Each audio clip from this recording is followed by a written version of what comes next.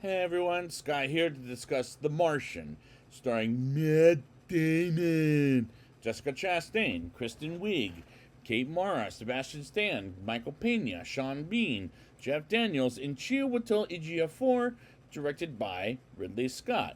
Now, this is based on a book by Andy Weir that I had a friend that, or I still have this friend that has read the book and says there's some hilarious things in the book, even though it's a tad bit inappropriate for kids under the age of 13, because this is a PG-13 rated movie. So, and I took him to go see this with me, and he really had a fun time with it, as did I back in the day. But will it still remain the same? Let's get into it and let's find out. In the planet of Mars, astronauts are doing some work, and who are the astronauts? Mark Watney, played by Matt Damon. Melissa Lewis, played by Jessica Chastain. Beth Johansson, played by Kate Mara. Rick Martinez, played by Michael Pena.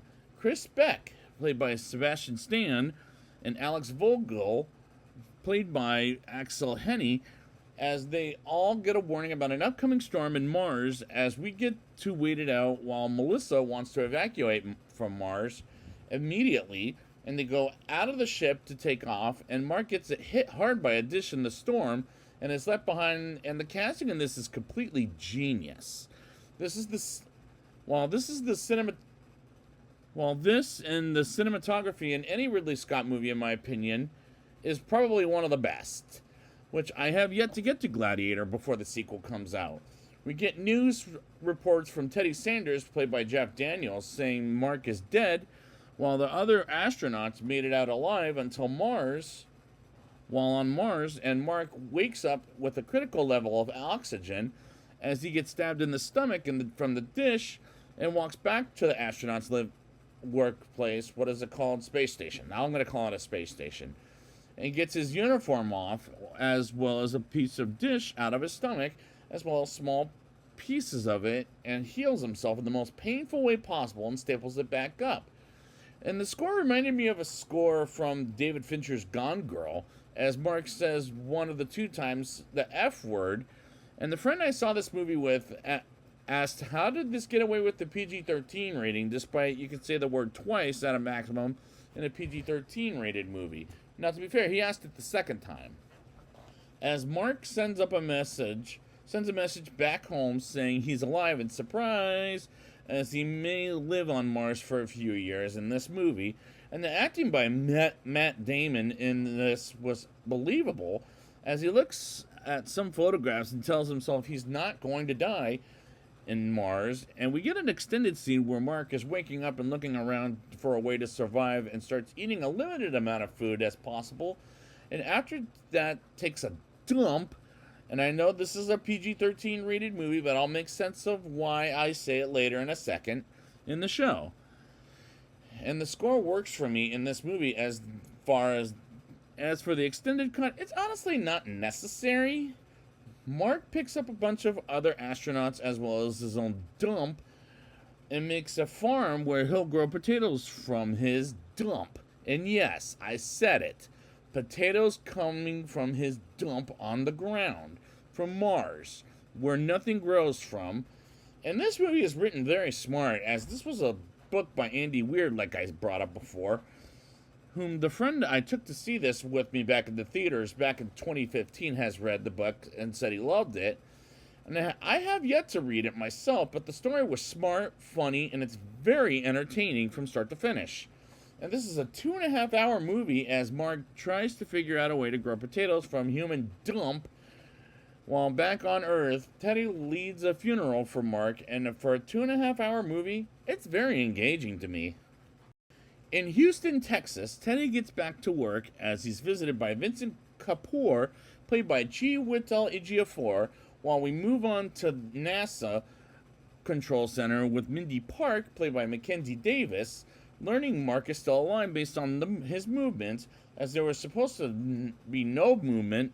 And they also see Annie Montrose, played by Kristen Wiig, and in a not so bad performance, suggesting the other astronauts should know about it, while Teddy doesn't want them distracted and have a press conference about Mark being alive, all after all, while Mark can't stand Melissa's taste of music and says in a video log, he's going to have to science the shit out of this. And he starts doing that, and at one point he's freezing to death, and if he uses the heater, it drains the batteries, so he drives it back and looks for a way to fix that. It gets warmer and brings up the song, I Want Some Hot Stuff from Melissa's pop music. That isn't disco, which was pretty funny, as the movie sometimes is very funny with the music choices versus having a TV show like Happy Days, as that was cracking me up, because I remember that show when it was on Nick at Night many years ago.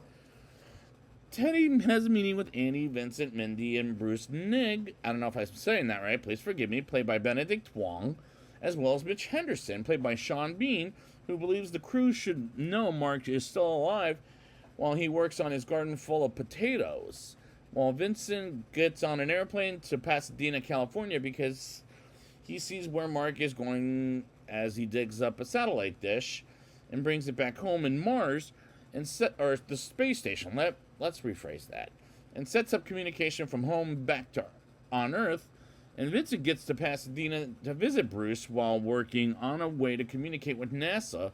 And they're both successful, and it works for realistic reasons, as it can happen in space, in real life. And I admire director Ridley Scott for making this very realistic, while the movie was, as well as the book, is supposed to be fiction, but it makes perfect sense for science fact reasons.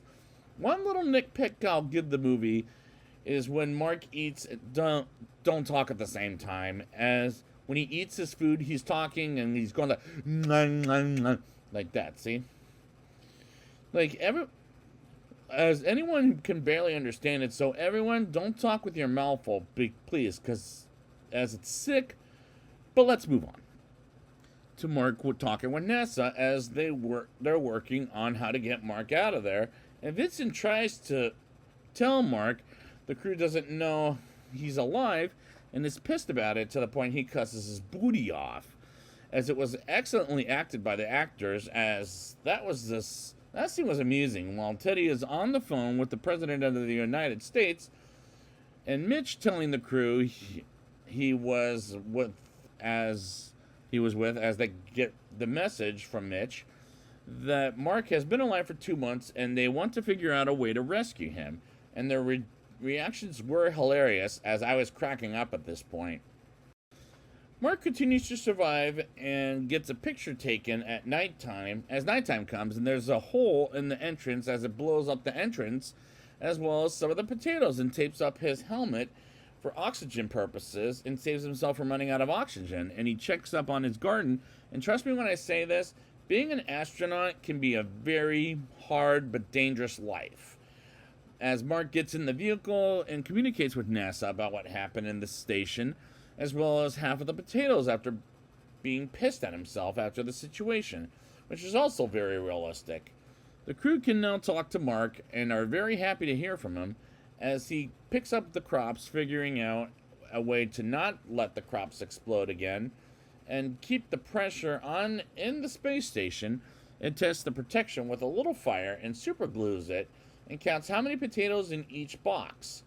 And he keeps food in while we meet Rich Purnell, played briefly by Donald Glover, as his boss wakes him up while Teddy is in a meeting with Bruce and other people from NASA to figure out a way to get Mark out of Mars, while Mark eats meatloaf with a potato.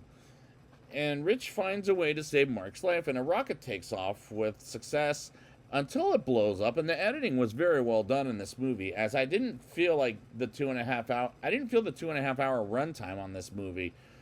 Mark fears he might die sooner than later, and sends a message to Melissa, to his parents, saying he loved his job and doing what he did, which seems melodramatic, while China wants to help Teddy saving Mark's life. And Rich figures out a way to get Mark back home successfully, and Rich goes to NASA, and they call a project named Project Elron, like in the Lord of the Rings, which was amusing. And Rich explains how to save Mark's life by using a sense of gravity, as he's done the math, and Teddy kicks Rich out, as that was pretty funny to me, in my opinion.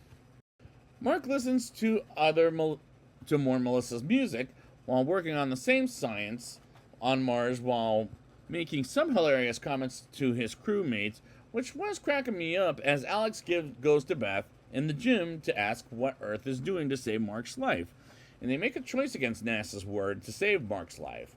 As Mark gets the message, and so does NASA, and Teddy chats with Mitch about killing the astronauts, and when it's over, Teddy expects for Mitch to resignate, or what's the word? Like to quit and all that fun stuff. I don't know how to explain the words.